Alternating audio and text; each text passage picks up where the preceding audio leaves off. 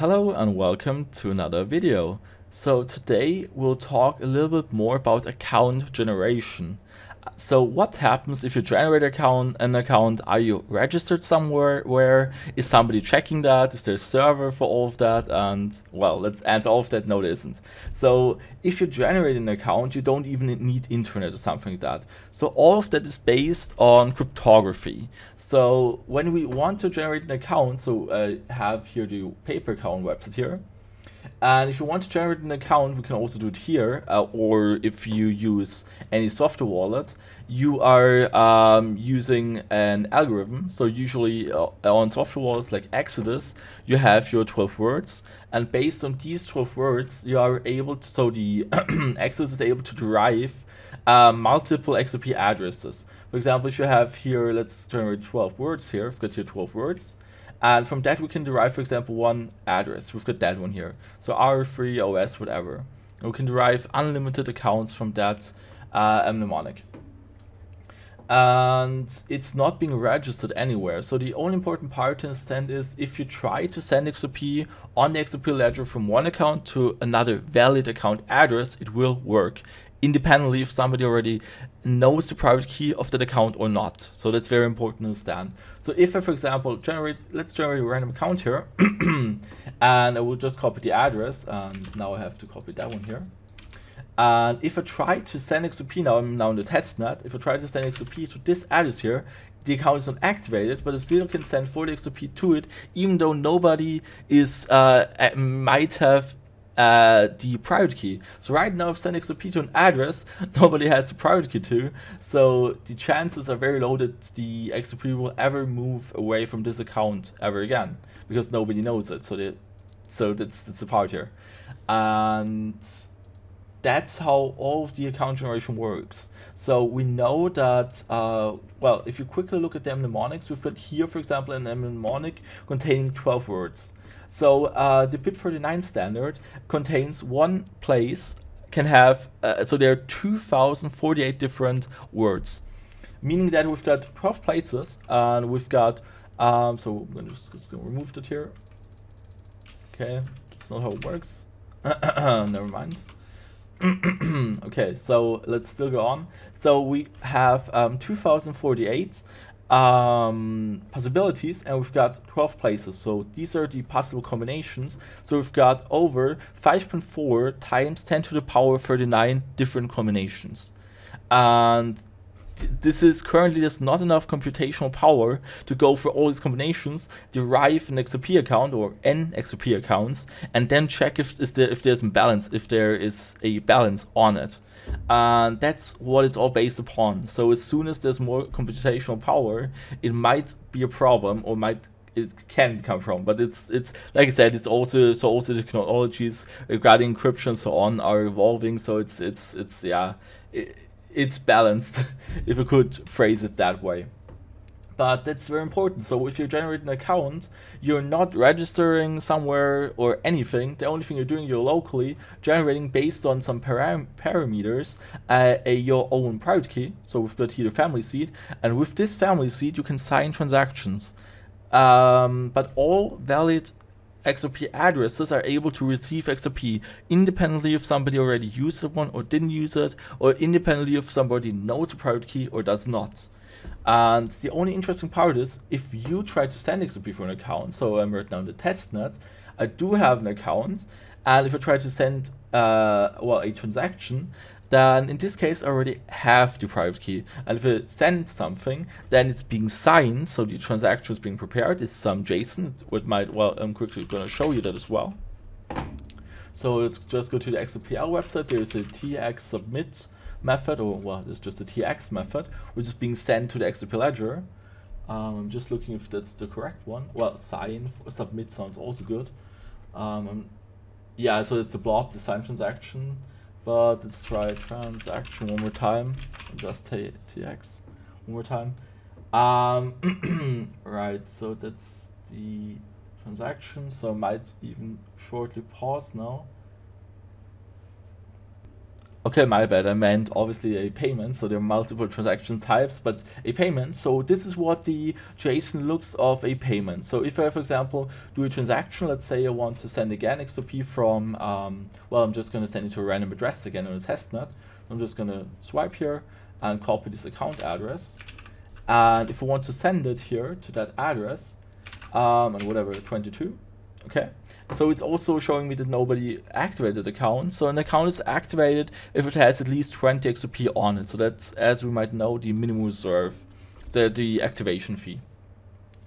And this is what it looks like. So it's a payment from where is it going to be sent. So this would be my account address, to what address is it going to be sent. So that's the receiver. And then you can define if it's going to be XRP, if it's going to be an IOU with an issuer, and so on.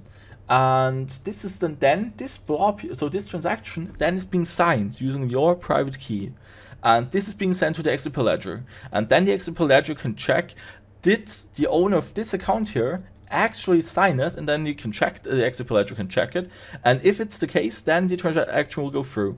If it's not the case, then the XRP ledger will say, nope, you're not allowed to do that, you are not the signer of this account, owner of the private key, and that's when I'm not going to allow you to do it, and I'm going to whatever dismiss the transaction. And that's how the whole account generation part works, generally speaking. So there's no registering, there's always a certain chance that somebody might randomly generate an account with your private key. The chance is it's lower than you being randomly killed by a lightning strike. Just wanted to mention it here. So the chances, so this is what it all relies upon. The problem being too big, there being too many addresses, too many possibilities to actually brute force that. So when there's also, I once did create a program, as you know, to find addresses which contain a certain word, so that you can get custom addresses. And this doesn't do anything else but randomly generate account addresses and check if it contains that. But there is a chance that my program could find a account which is already activated and which quote unquote belongs to somebody. But the chance is, like I said, more or less zero. So it's the chance. So yeah, it's basically zero. So the chance that it happens is practically not zero.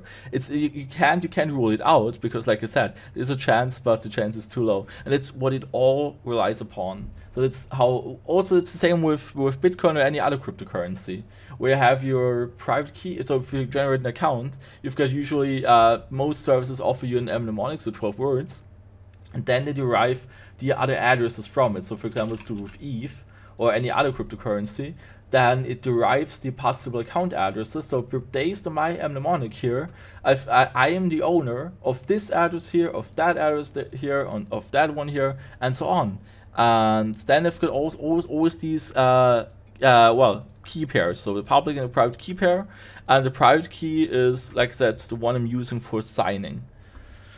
And yeah, that's how all of that works. That's yeah, what it is, like how it works, and I hope I made it now clear, or now you have a better understanding how it actually works, and why there is no real, well, I wouldn't say there's no owner, but the person who knows the private key is more or less able to have full control over the account. So more or less the owner of the private key is also the owner of the account. But there's also the possibility of, for example, 4 people knowing the private key, so which would mean that all 4 people basically have all the possibilities. So that's the reason why you should never share your private key. And also in regards to people being afraid, what if hackers are able to whatever, find out their private key or something like that, so use just generating it, and that's practically impossible. In regards to how do software wallets work on your computer, if you, for example, use Exodus or Atomic Wallet or something like that, and then it gives you your mnemonic, or if you, for example, import it, then the mnemonic is being stored on your computer. So that's important to know, right? The private key, so the main private key more or less, is stored on your computer, but it's being encrypted. So at least that's what all good software wallets do. And then if a hacker is able to gain access of these local files, so the encrypted files, the chances are still very low that the hacker is able to decrypt these files. But I just want to mention that. So right, that's how that would work. So the hacker would try to decrypt these files, and then he would be able to extract maybe the 12 words, use as the mnemonic, and then he would be able to, well, do the same process and just import your mnemonic into into any software wallet he has, and then he can transfer everything away. But also chances of that are very low. But yeah, generally speaking, you can just look up all the software wallets. For example, like I said, also the Sun wallet does the same. It also encrypts your private key or your mnemonic you enter there, and the chances of it being hacked more or less are practically also zero. So there's also risk with everything live. Nothing is 100% safe, but I would say, like I said, 99.99%, and some more nines there. And yeah, that's how all of it works. I hope you now know a little bit clearer how the account generation works, how the accounts are being more or less, as we know, we mentioned already, all the account information, how much XRP somebody owns, are stored on the ledger itself. So they will never leave the state of the XRP ledger. So we know the XRP ledger has over 1,000 nodes. There are 41 validators being involved in the consensus process, or well, whose voices matter more or less.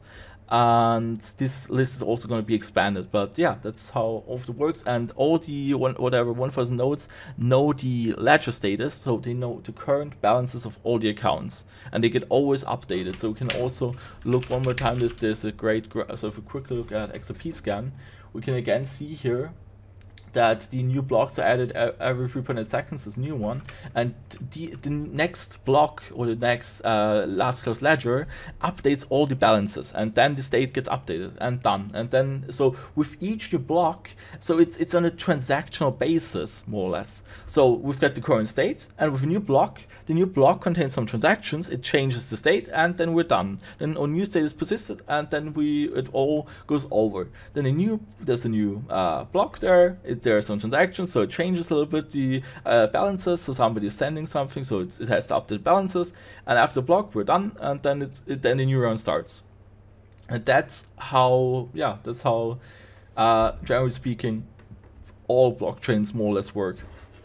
So they have the current state, they have transactions, or more or less than blocks, so where they add new data to the existing data, and the new data sets, so the new transactions, change the state, and something changes. And that's, yeah, that's you could more or less call it a transaction-based status change. So the status changes with each new block.